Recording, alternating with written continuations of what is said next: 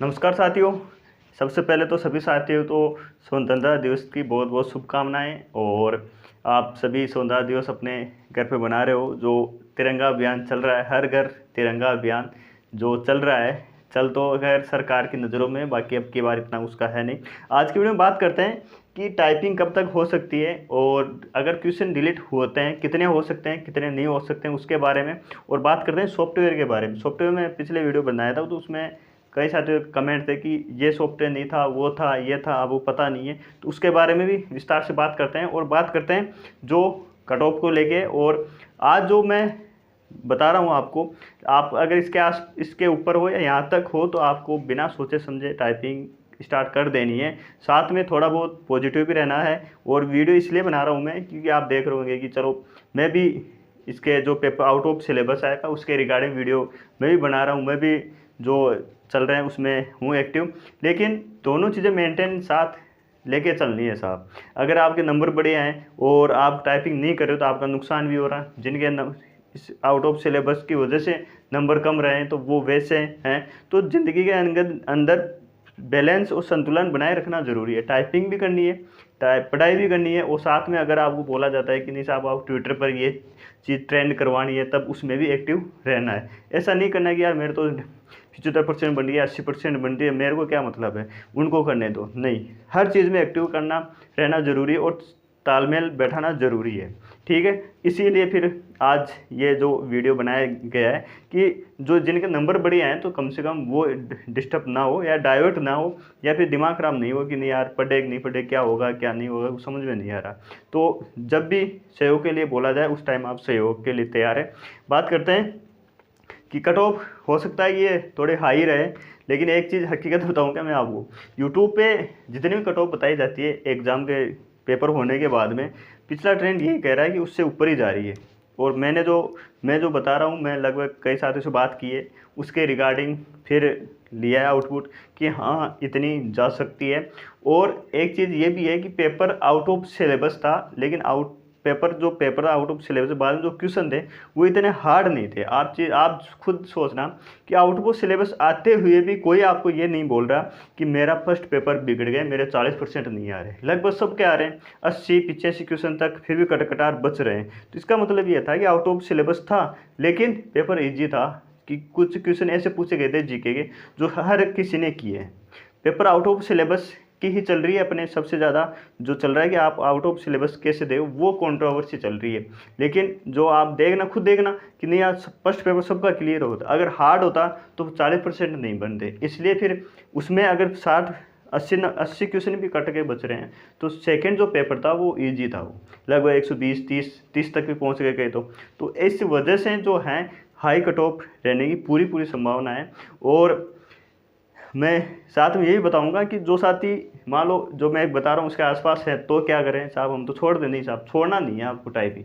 आप किसी भी कैटेगरी में हो, आपके 120 नंबर आ रहे हैं, तो आपको कट ऑफ जो टाइपिंग है थोड़ी देर करनी ही है आपको। ऐसा नहीं है कि नहीं साहब उसने बताया था, वो किया था। देखो, बताने वाले का कुछ भी नहीं बिगड़ेगा, बताने वाले का मेरा कुछ भी नहीं बिगड़ेगा। इसलिए आपको पॉजिटिव रह के थोड़ी टाइपिंग भी करनी है, थोड़ी बहुत पढ़ाई भी करनी है। और इधर अगर कुछ होता ही है तो उसमें भी आपको सहयोग करना है, ये है। और जो जिनको बिल्कुल सोच लग ही जाना है, वो मैं जो एक कट ऑफ बता रहा हूँ उसके ऊपर हो, उसके आसपास भी हो, तो आपको लग जाना है। बात करते हैं टाइपिंग कब तक हो सकती है। एक ये भी है कि साहब टाइपिंग कब तक हो सकती है। मान लो आपके नंबर कम है और आप टाइपिंग नहीं कर रहे हो, फिर मान लो नंबर आ गया, तो फिर क्या कर सकते हैं क्या। तो देखो, 2 महीने नहीं, लगभग पहले आंसर की जाएगी, आंसर की आपत्ति मांगी जाएगी, फिर उस टाइम पता चली जाए कितने क्या हुआ, कितना क्वेश्चन डिलीट होते हैं, ये चीज़ है। तो आंसर के आने के बाद में फिर रिजल्ट जारी किया जाता है। उसके बाद में लगभग 60 से 90 दिन के बीच में टाइम दिया जाएगा आराम से। तो 60 दिन भी अगर माने, 60 दिन भी बहुत होते हैं। और थोड़ी बहुत आप सीख रहे हो, ऐसे तो है नहीं बिल्कुल हो। बात करें कि कितने क्वेश्चन डिलीट हो सकते हैं, तो देखो क्वेश्चन डिलीट होने की अभी बोर्ड पे डिपेंड है। ये हो सकता है कि जो सिलेबस में बार वो पूरे कर दे, लेकिन जिस हिसाब से उनका तानाशाही चल रहा है ना, उस हिसाब से लगता नहीं कि वो जो क्वेश्चन आउट ऑफ सिलेबस है वो डिलीट करेंगे। वो नहीं करेंगे वो डिलीट, उनका रवैया ऐसा ही लग रहा है। क्योंकि जहाँ तानाशाही आ जाती है ना, वहाँ फिर नियम और कानून जो कायदे होते हैं वो सब साइड में हो जाते हैं। उनकी जो तानाशाही वो बाहर आ जाती है। कैसे साहब, वो खुद शुरू के अंदर 11 अगस्त को पेपर हुआ, उसमें ये बोलते हैं कि आउट ऑफ सिलेबस आया है क्या, तो फिर उसको ट्वीट को डिलीट कर देते हैं। फिर एक इंटरव्यू में ये बोलते हैं कि आप कुछ साथी बोल रहे हैं कि आउट ऑफ सिलेबस आया है। हाँ, ये उनका नज़रिया हो सकता है, बाकी हमारे जो एक्सपर्ट होते हैं वो पेपर बनाते हैं, वो पेपर सामने रख के और फिर बनाते हैं, फिर वो एक्सपर्ट होते हैं, ये होते हैं, ऐसा उन्होंने इंटरव्यू में बोला है। फिर कल उन्होंने ट्वीट करके ये बोला है कि नहीं साहब, आप जो ये बोल रहे हो वो गलत है, और सिलेबस का मतलब बहुत ज़्यादा होता है और लाइन टू लाइन मिले ऐसा नहीं है। आप हम जो क्रीम है या बड़े हैं उनको चयन कर रहे हैं, इसलिए आपको 12 तक का नॉलेज होना जरूरी। तो ये ताना सही है, इसलिए मेरे को ऐसा लग रहा है कि क्वेश्चन डिलीट बहुत ही कम करेंगे। क्वेश्चन डिलीट वही करेंगे जिनके 2 आंसर हैं, वही क्वेश्चन डिलीट कर सकते हैं, या फिर जिनके आंसर उसमें मैच नहीं हो रहा वो कर सकते हैं। बाकी इतने क्वेश्चन डिलीट नहीं करेंगे। जैसे मान लो इसने यूएन की स्थापना पूछी, नाटो की ये पूछी, आउट ऑफ सिलेबस है, लेकिन ये डिलीट नहीं करेंगे इसको, क्योंकि साफ साफ आंसर इसमें दिख रहा है। तो ये है। फिर बात करें टाइपिंग सॉफ्टवेयर के रिगार्डिंग, देखो टाइपिंग सॉफ्टवेयर इसमें 2016 के अंदर अलग था, 2018 में अलग था, और अब की बार जो अध्यक्ष महोदय वो अलग दे सकते हैं। लेकिन अगर आप हार्ड तरीके से टाइपिंग करते हो तो आपके सामने किसी भी तरीके का है, आप चेंज आराम से हो सकते हो। बाकी रिजल्ट आने के बाद में आप आराम से कोई सा सॉफ्टवेयर है उसमें आराम से हो जाओ। हार्ड का मतलब आप एक तो एमएस वर्ड में शुरुआत करो, एमएस वर्ड में टाइपिंग करो जितनी हो सकती है उतनी, और फिर सॉफ्टवेयर अगर यूज़ कर रहे हो आप, हाईलाइट को रहने दो अभी, और जो पैराग्राफ आता है ना, जो आधी स्क्रीन में ऊपर पैराग्राफ नीचे टाइप करते हैं, वो टाइप करो आप ज़्यादा से ज़्यादा। उससे ज़्यादा हार्ड कुछ भी नहीं होगा। अगर आगे कुछ भी होता है तो इस पर आपको दिमाग नहीं लगाना है कि टाइपिंग सॉफ्टवेयर कौन सा आएगा, वहाँ पहले आया था, उसने ये बोला था, किसी ने कुछ भी बोला हो। अगर आप एमएस वर्ड में टाइपिंग कर रहे हो वो, प्लस अगर आप किसी भी सॉफ्टवेयर ले लो, जेआर को ले लो, सोनी को ले लो, आधा जो स्क्रीन में आता है वो कर रहे हो ना, उससे हार्ड कुछ नहीं जाएगा। और टाइपिंग सीखना अपना मकसद है। अगर आप टाइपिंग सीख जाते हो, फिर सॉफ्टवेयर कोई सा भी हो तो उसमें डल जाता है, इतना ज़्यादा नहीं आती है। तो सॉफ्टवेयर लेको इतना ज़्यादा टेंशन नहीं है। और बाकी ऐसा लग रहा है कि वो नियम चेंज कर सकते हैं, उनके हाथ में है। पिछली बार लाइन आया था, कुछ भी आया हो, अब की बार वो कुछ चेंज कर सकते हैं। तो हार्ड होगी तो वो ईजी रहता है। अब बात करते हैं मेन जो मुद्दा है अपना टाइपिंग, वो कट ऑफ को लेके। अगर जनरल से हो, आप मेल हो, तो आपके 138 नंबर आ रहे हैं, मतलब 69% आ रही है। तो आप बिना सोचे समझे अब टाइम वेस्ट किए टाइपिंग पे लग जाना है। मैंने ये हाईएस्ट बताई है।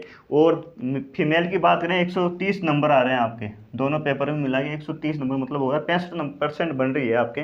तो आपको टाइपिंग में लग जाना है, ये है। फिर बात करें ओबीसी की, ओबीसी में 134 क्वेश्चन, 134 क्वेश्चन मतलब हो गया 67%। अगर 67% है आपके, 67-68% है, तो आप आराम से कर सकते हो। अगर इसके आसपास भी है तो भी आप ये ना सोचिए नहीं यार उन्होंने ये बताया था, ये बताया, कन्फ्यूज हो रहे हैं। देखो खुद का डिसीजन ज़रूरी होता है। खुद को अगर आप एक जगह स्थिर रखोगे तो सबसे ज़्यादा बेस्ट वही तरीका होता है। बाकी बताने वाले 50 बता रहे हैं, 60 बता रहे हैं, कुछ भी बता रहे हो, लेकिन जो पेपर दे के आए हैं, जो ट्रेंड चल रहा है ना, हकीकत तो यही है।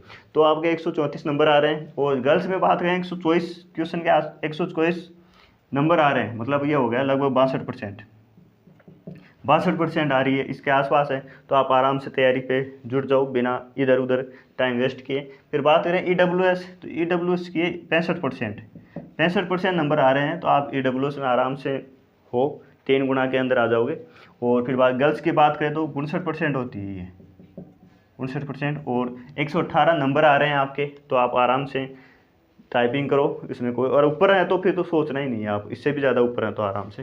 बात करें एमबीसी की, एमबीसी 60%, और गर्ल्स की बात करें लगभग ये हो गए 56%, 112 नंबर आ रहे हैं। तो आप आराम से तैयारी कर सकते हो। एससी के 116 नंबर आ रहे हैं, और बॉय गर्ल्स हो आप तो गर्ल्स के अंदर आपको 110 नंबर, मतलब हो गए 55% आ रहे हैं, इसके आसपास है।